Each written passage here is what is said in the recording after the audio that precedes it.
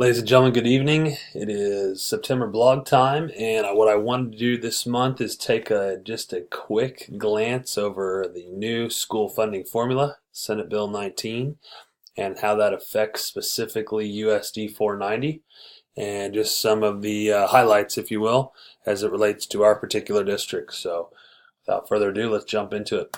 Just a quick glance here on where we find the files that I'm going to be referencing from our website. Per state statute requirement is that we make these readily available for you. So you're going to see one-click access on the left side there, and it's going to provide you with a number of different documents.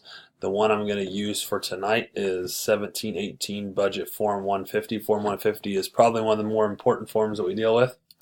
I've already got it downloaded here. So let's look at really how our general fund is calculated. General fund, of course, is where the vast majority of expenditures come from. So it's really the one that most people care about more than anything, and also relates the most to state funding, state formula, and or how we receive funds. So the biggest thing probably to take away with Senate Bill 19 is the concept of getting away from using current year or the year that you're in, however you want to look at that head count, but rather looking at prior year head counts. And so I'm actually going to scroll down the bottom and show you how that was calculated. And you'll see here that basically what KSDE does through a number of different reports that we do is they are tracking what was your FY for 17 or 18, sorry, what was your FY 14, 15, and 16 head counts. And so you'll see that here for 490 we were 17, 45, 34, and 60. So we're pretty consistent, as you can see. And so then the 3-year average is taken, obviously, and what we get to count is the highest of the 3 years, which for us is last year. So 1760 becomes the head count that we are able to use. There's obviously a number of different reasons they do this, but the biggest thing is for those districts that have declines or spikes in enrollment, helps them to kind of stabilize. So for us, the advantage is if we were to say drop 50 kids this year, we'd still be able to use last year's head count. So for all intents and purposes, 1760 becomes our 1st through 12th grade count. We then get to add in the kindergarten head count. And remember, previously kindergarten was at 0.5 funding. It's now at 1.0. So last year we had 129 kindergartners sitting in seats as of September 20th. So our new head count, K-12 that is 1889. Okay, that number becomes really the basis for a lot of calculations. We'll come back up here to the top. 1889 then gets carried forward. You then get to plug in any 4-year-old at risk, which for us we have a total of 30 seats that have been awarded. Again, 4-year-olds are still at the 0.5, just like their kindergarten were previously. So for that, the 30 seats equates to 15. So our running total pre-K through 12 that is funded is essentially 1904. That is really a pretty good number for us. It's been fairly consistent. El Dorado does not see a lot of waves up or down either way. So right around that 1900 number is pretty consistent for us.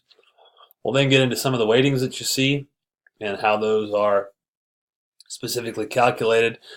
For us, the low enrollment, it's simply all on factors. So they take this number again that becomes the basis for a lot of that. We pick up 66 there.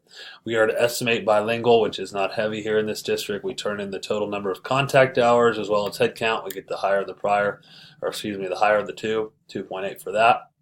Our CTE, we turn in the total number of contact hours in CTE related courses. CTE currently carries with it 0.5 weighting. So right now we're picking up to the tune of 23.8 on that. At risk, this is probably where our biggest weighting is due to our free and reduced head count. You are to turn in not only your base, but you're also to turn in your free head count. And what that does is that gets taken times a multiplier of 0.484. So we pick up to the tune of 427 on a weighting there. Our height density then is a different calculation, but again is based upon the free and reduced head count. No new facility weighting for us. We were actually kind of caught in a weird time frame whereby the passage of our latest bond issue made new facility weighting ineligible for us. So it was a 1 year time frame, kind of a weird time frame, if you will, to fall in, but nonetheless one that we fell into. And so currently no facility weighting. We're hoping that the legislature can get that one changed and we can start plugging in a substantial number there. You'll see transportation weighting. Again, transportation currently is funded for all students 2.5 miles and beyond, so we pick up 115 there. And then nothing in the ancillary weightings. Special ed, you're going to take the special ed budget, divide it by the base state aid per pupil, which this year is $4,006. If you remember previously, it was $38.52, so we saw an increase there. So our special ed weighting is to the tune of 4.25. We then pick up a little bit of virtual. This is mainly for those in the 19 and older category that we send to another institution for those specific services, but we do receive funding for them. If you then take all those and add them up, you will see that our weighted FTE is 3,036. If you've listened to previous videos of mine, I've basically come to the conclusion that weightings, at least as far as El Dorado is concerned, are right around 1.5. So if you take that 1904 number that we came to here previously, we are just right around that 1.5, just a little bit over. So 3,036 then becomes the weighted FTE for the district for the year. Like I said, we add in the total amount for the virtual. So our general fund maximum as of at least right now until the September 20th head count is confirmed is just over $12 million. As you can see then, that factor is used. You then add in another calculation for the general fund, which comes down here, basically allows you to estimate your 17-18 LOB, so it brings it up to 13.6. Remember, this number is critical for a number of reasons. One, this sets really our maximum spending authority, so the number of kids sitting in seats as of September 20th is critical here. Realize again that we are using the higher of those 3 years, as I pointed to down here. So even if we do have, say, 100 new students enroll, that impact is really not felt until the following year. The biggest takeaways or biggest changes for us that were positive, obviously, is the fact that kindergarten is now weighted at 1.0 as compared to 0.5 for I don't know how long previously, but kindergarten's been there for quite some time. And the other big takeaway for us is that it allows us to do some better planning, whereas in the past we were trying to hedge on what we thought was going to be sitting in seats on 9/20. We now have the ability to effectively, as of September 20th this year, we should know what our budget authority would be for next year based upon the new way in which they use the head count. So again, this is just a quick flyover of the general fund. As always, I would encourage you to send questions, concerns, or otherwise my way.